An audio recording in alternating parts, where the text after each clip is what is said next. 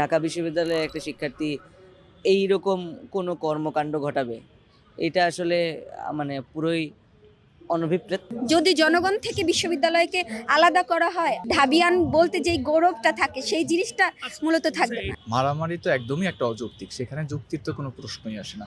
এটা একদমই সন্ত্রাসীমূলক কার্যক্রম দেখছি আমরা।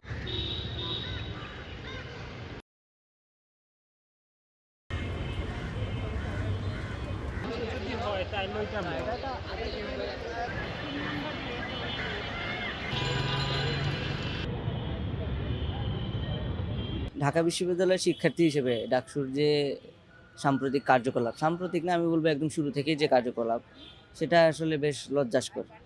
প্রথমে বিষয়টা এত কড়া হয়ে সকলের চোখের সামনে আসেনি, কোনো ঝামেলা হয়নি তাই।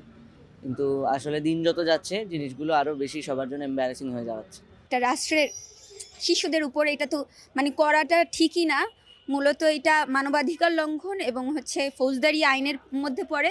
ঢাকা বিশ্ববিদ্যালয়ে এই ধরনের মেসেজ দিতে দেওয়া ঠিক না। ঢাকা বিশ্ববিদ্যালয় তো একটা জনগণের বিশাল ট্যাক্স দিয়ে পড়ে, তো জনগণের একটা এক্সপেকটেশন থাকে আমাদের উপরে।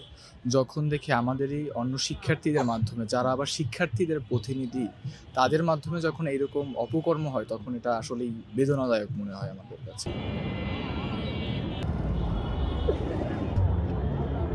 শরমিত চাকমার ভুল হয়েছে, এটা অবশ্যই মানতে হবে। তো সেই প্রেক্ষিতে যদি সে সেই ভুলগুলো থেকে শুধরে যদি আবার নতুনভাবে শুরু করে, আমার মনে হয় ডাকসু তার নিজের কাজে গতি আবার ফিরে পাবে ইনশাল্লাহ। ডাকসুর যেই নেতারা, আমাদের যে সম্পাদকরা, ওনারা অনেক ভালো কাজ করতেছে এবং ওনারা তো মানুষ মাত্রই ভুল হইতে পারে, হ্যাঁ, তো কেউই ভুলের ঊর্ধ্বে না। বাট এমন না যে ওনারা ভালো কাজ করতেছে না, ওনারা অনেক ভালো কাজ করতেছে। এখন দেখা যাচ্ছে কিছু মিস্টেক হইতে পারে, তার জন্য আমরা জানেন স্টুডেন্টরা আছি কেন, আমরা তাদেরকে বলবো যে আপনাদের ভাই এগুলো ভুল হচ্ছে, এগুলো আপনাদের ঠিক হচ্ছে না। ওনারা ভুল বুঝলে ওনারা ওনাদের ভুলটা শুধরে নেবে।